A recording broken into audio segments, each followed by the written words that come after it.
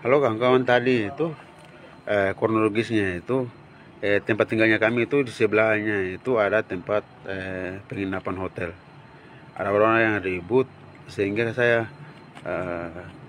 mendengar orang-orang yang ribut. Saya berjalan untuk mengamankan posisi di hotel yang samping rumah kami, tempat tinggal kami lah. Kemudian saya yang mengamankan posisi orang yang ribut, malah orang-orang yang berpakaian preman datang ribut orang-orang petugas hotel. Saya menanyakan orang petugas hotel, kenapa kronologisnya seperti ini begitu. Kemudian saya berdialog dengan menanyakan kronologis selengkapnya terhadap orang petugas hotel. Malahan aparat militer yang berpakaian preman datang itu melakukan pemukulan terhadap saya sampai hidung picak, kemudian telinga sebelah sobek. Kemudian mereka borgol saya menggunakan pakaian preman dan popor senjata. Saya bingung, saya ini orang, saya yang maksudnya mau mengamankan mereka jalan karena orang ribut, malah saya yang mengalami kekerasan semacam itu. Kemudian tadi itu saya mendengar bahwa ada polsek dari Heram datang kalau mengamankan saya, dan pihak polsek Heram itu tidak bisa membuktikan bahwa borgol yang ikat saya itu miliknya mereka.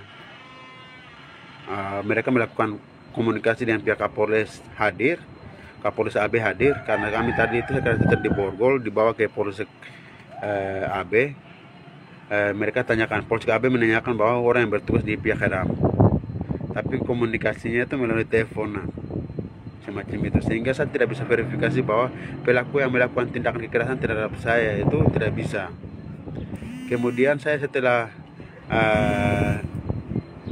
tiba di Polsek AB, bukan pihak kepolisian itu bukan malah mengamankan saya, tapi pihak kepolisian melakukan kekerasan terhadap saya.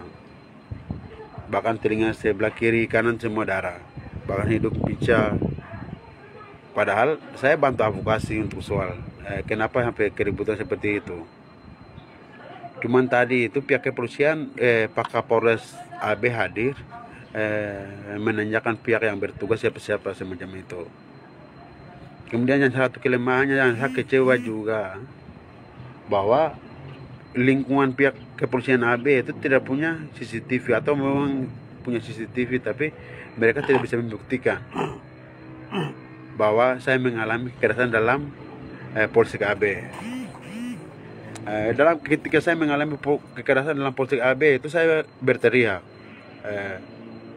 sehingga salah satu punya pengacara yang datang, Ibu Justina Haluk dari LBH Papua, mereka kaget ketika karena saya berteriak. Mereka datang ke Polsek melihat saya kan, sehingga karena mereka datang, pihak kepolisian yang maksudnya mereka melakukan pemukulan terhadap saya itu tiba-tiba bergeser dan menghilang daripada tugas mereka. Kemudian pergantian posisi tugas, karena pengacaranya ada saya datang, saya melakukan menyampaikan apa yang saya mengalami, sehingga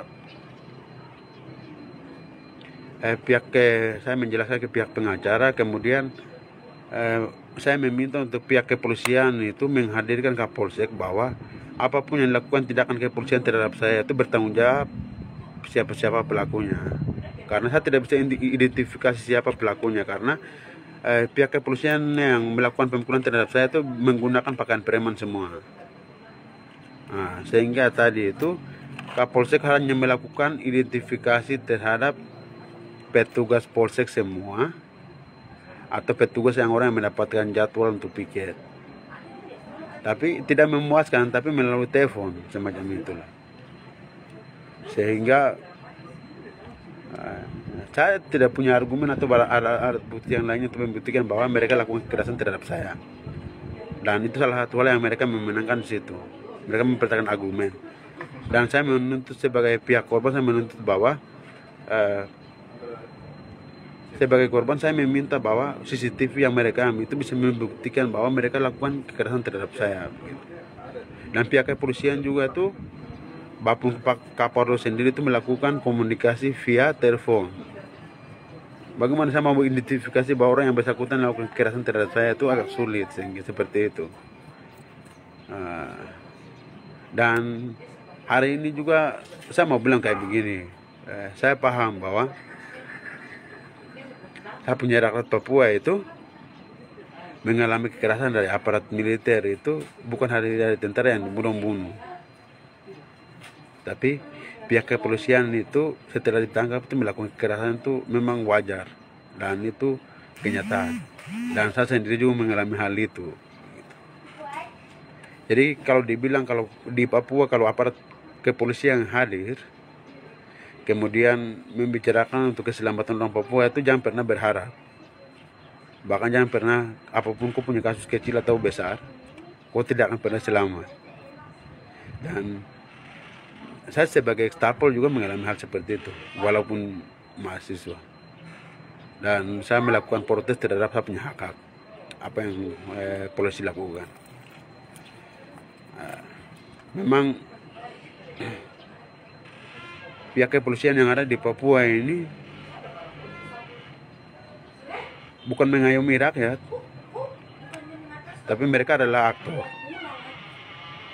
Dan salah satunya saya yang sendiri mengalami itu. Makanya saya berbagi beberapa video yang sebelumnya saya kasih naik gitu, dan saya hasil keputusan seperti proses hukum seperti apa itu kami tidak lakukan proses hukum karena pembelaan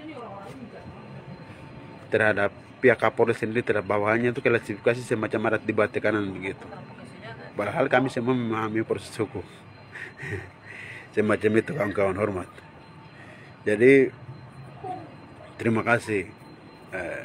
Saya mau sampaikan saja bahwa semua rakyat Papua itu waspada. Walaupun aparat itu, walaupun kau orang Papua juga, tapi kau harus waspada.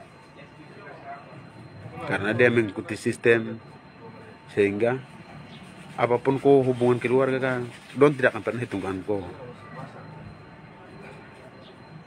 Dan apapun kau punya hubungan dan masalah dengan apa yang kau alami, kau bisa selesaikan dengan secara keluarga itu lebih baik lagi.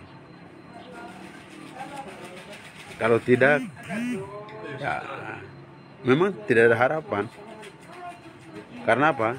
Aparat saja bisa lakukan kekerasan terhadap dan punya ruangan sendiri gitu. Dan hari ini saya saksi sendiri begitu. Jadi saya mengingatkan untuk kawan-kawan semua untuk itu, mengantisipasi semua, kemudian jaga diri, dan kita sama-sama jaga diri. Mungkin kita sudah tersisa jadi, dan kondisi Papua yang ada ruang demokrasi semakin sempit, dan semaunya aparat BRIMOB juga turun, tentara juga turun, yang mulai yang menangani aksi itu masih terapkan. Jadi hormat dan jaga diri semua. Kami tidak ending daripada persoalan tadi itu, kami tidak proses hukum karena ya biasa pihak kepolisian. Saya mengalami kekerasan dari pihak polisi, dan Kapolsek hadir, tapi orang-orang yang bersangkutan melakukan kekerasan terhadap saya itu tidak bisa hadir.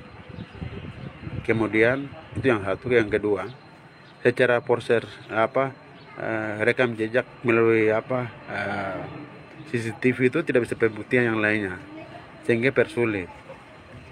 Mungkin salah satu orang yang punya dong tangkap orang Papua baru dong kasih masuk, tapi CCTV itu dong kasih hilang untuk ini kan, eksekusi orang Papua kah? Saya rasa kayak begitu. Jadi bukan saya untuk propaganda yang lainnya, tapi ini fakta yang saya alami. Jadi kita baku jaga semua, hormat. Salam hormat untuk kawan-kawan semua.